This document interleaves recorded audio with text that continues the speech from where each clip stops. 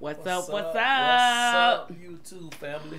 All right, YouTube, we are back. Now, our son sent us this one. He said, Mom, Dad, y'all got to check this one out. So, I was like, okay, what is this going to be about? So, I click on it, and then it says, America is not the greatest country in the world anymore. Wow. So, of course, I'm intrigued and really want to find out why America is not the greatest country in the world anymore. Me too. I mean, I kind of... strong statement. Yeah, I kind of... I guess I can kind of understand why, but I think it's bigger than just, you know, the economy now. Mm-hmm. I think it's bigger than that. So... I mean, the thing is, to some people, it may be the greatest place. Yeah, for some people, it may be the greatest. I mean, right. Try to come from other... countries trying to come here. Yeah, that's true. You know, so it's to them it may be the greatest. Yeah, to them. Us, but for us Americans, here, you know, it may not be the greatest. Right. But let me ask you a question: will you leave and go to Mexico? No. Would I leave? Oh, yeah, will you leave America and go to Mexico? To visit on a resort? I'm talking about just leave. Period. Because you think that it's not the greatest country. No, I would not. I can't see myself doing it. So some parts of it is still great to you. Yeah, some parts, but like I say, I'm not using just the economy and what's going on now as my reason to say that it's not. But I think it's bigger than that. Okay. So it's got to be some underlying things that I think play a role in why that statement applies. But like you said, some people... I'm ready to see and hear this video. Okay. All right. We'll go on to the next question. You, sir. My name's Steven. I'm a junior, and my question's for Will McAvoy. Do you consider yourself a Democrat, a Republican, or an independent? I consider myself a New York Jets fan, Steven. Since it's been brought up, you've almost religiously avoided stating or even implying a political allegiance. Is that because, as a news anchor, you feel the integrity of your broadcast would be compromised? That sounds like a good answer. I'll take it. There was a short piece on Vanity Fair's website by Marshall Westbrook. You probably saw it, where he calls you the Jay Leno of news anchors. You're popular because you don't bother anyone. Yeah. How do you feel about that? Jealous of the size of Jay's audience. Are you willing to say here tonight whether you lean right or left? Kind of pushy. I voted for candidates run by both major parties. Let's move on to the next question. Go ahead. Hi, my name is Jenny. I'm a sophomore, and this is for all three of you. Can you say in one sentence or less what... you know what I mean. Can you say why America is the greatest country in the world? Diversity and opportunity. Lewis? Freedom and freedom. So let's keep it that way. Will? The New York Jets. No, I'm going to hold you to an answer on that. What makes America the greatest country in the world? Well, Lewis and Sharon said it. Diversity and opportunity and freedom. You don't look satisfied. I want a human moment from you. What about the people? Why is America not the greatest country in the world, Professor? That's my answer. You're saying... Yes. Let's talk about... Fine. Sharon, the NEA is a loser. Yeah, it accounts for a penny out of our paycheck, but he gets to hit you with it anytime he wants. It doesn't cost money. It costs votes. It costs airtime and column inches. You know why people don't like liberals? Because they lose. If liberals are so fucking smart, how come they lose so goddamn always? Hey. And with a straight face, you're gonna tell students that America is so star-spangled awesome that we're the only ones in the world who have freedom? Canada has freedom. Japan has freedom. The UK, France, Italy, Germany, Spain, Australia, Belgium has freedom. So 207 sovereign states in the world, like 180 of them have freedom. All right. And yeah, you, sorority girl, just in case you accidentally wander into a voting booth one day, there's some things you should know. And one of them is, there is absolutely no evidence to support the statement that we're the greatest country in the world. We're 7th in literacy, 27th in math, 22nd in science, 49th in... The facts about the reading and math, of course, I already, familiar with that because we had it in Florida. But hey, they say it's getting a little bit better. I can agree with that. They're moving. The focus is not on education anymore. In life expectancy, 178th in infant mortality, 3rd in median household income, number 4 in labor force, and number 4 in exports. We lead the world in only 3 categories: number of incarcerated citizens per capita, number of adults who believe angels are real, and defense spending, where we spend more than the next 26 countries combined, 25 of whom are allies. Now, none of this is the fault of a 20-year-old college student, but you nonetheless are, without a doubt, a member of the worst generation ever, So when you ask what makes us the greatest country in the world, I don't know what the fuck you're talking about. Yosemite?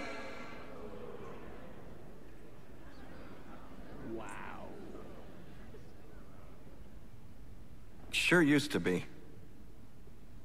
We stood up for what was right. Yeah. We fought for moral reasons. We passed laws, struck down laws for moral reasons. We waged wars on poverty, not poor people. We sacrificed. We cared about our neighbors. We put our money where our mouths were, and we never beat our chest. We built great big things, made ungodly technological advances, explored the universe, cured diseases, and we cultivated the world's greatest artists and the world's greatest economy. We reached for the stars, acted like men. We aspired to intelligence. We didn't belittle it. It didn't make us feel inferior.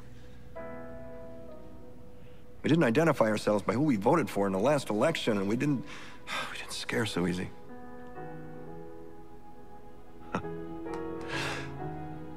We were able to be all these things and do all these things because we were informed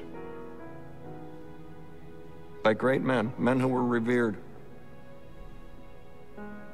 First step in solving any problem is recognizing there is one. Ooh.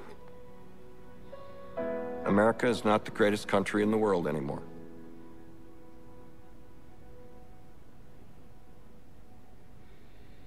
Enough? Wow. Greatest.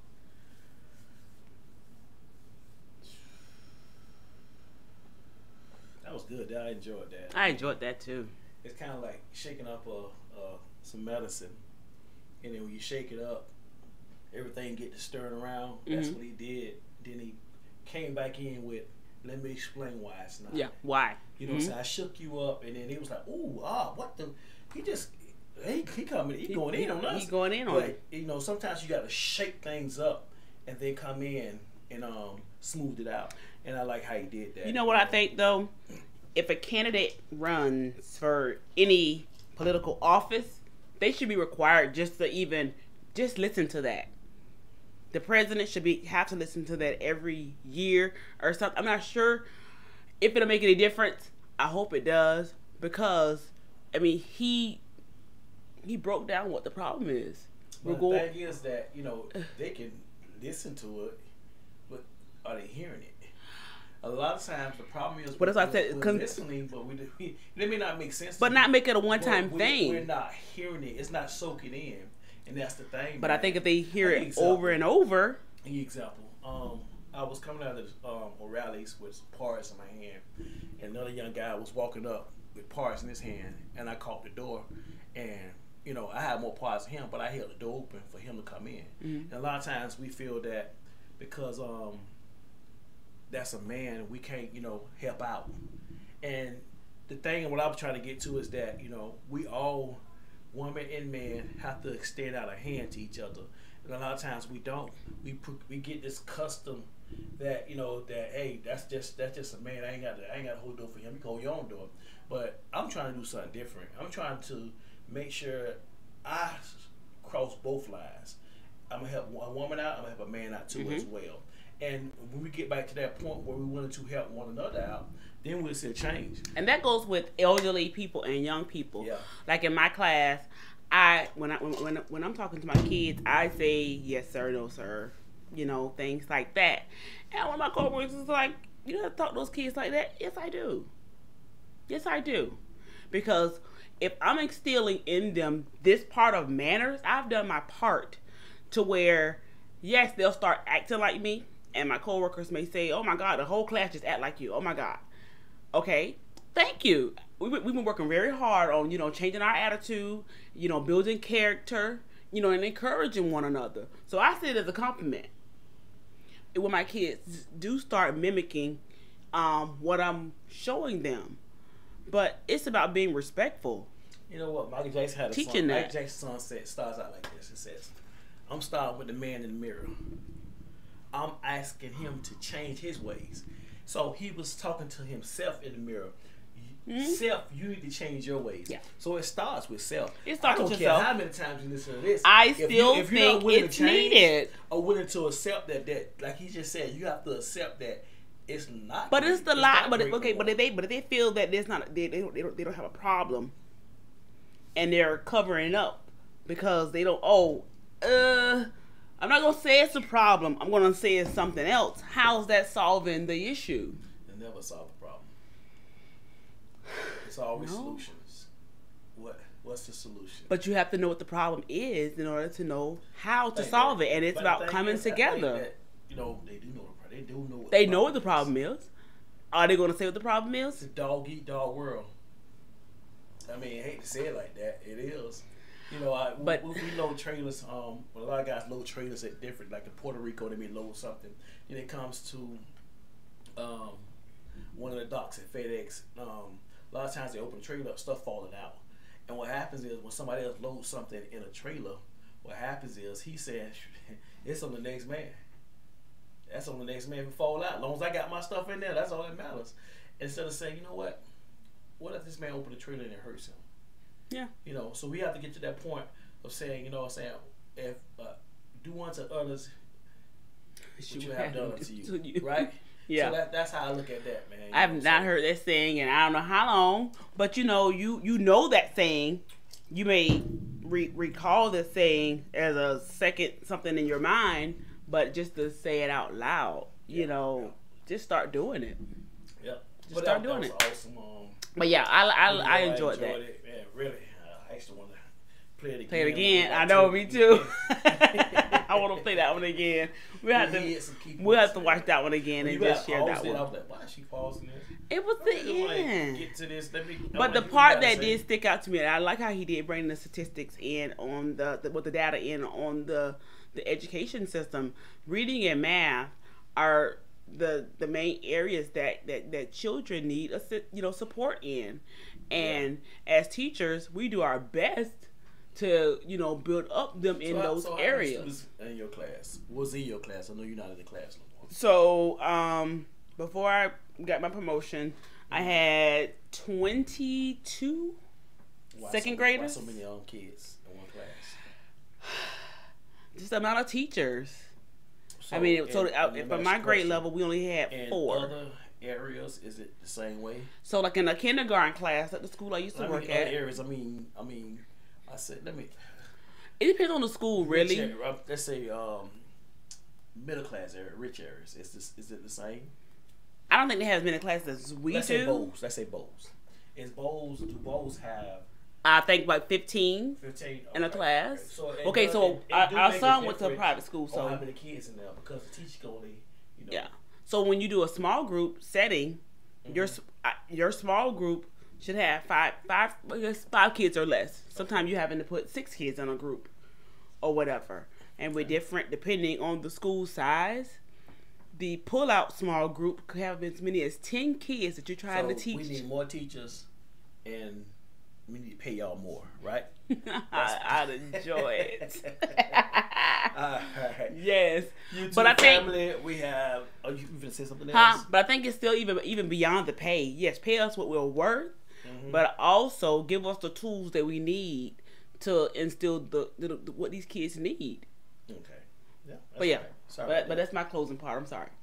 All right. All right, YouTube. Don't forget to like and subscribe. You guys are peace.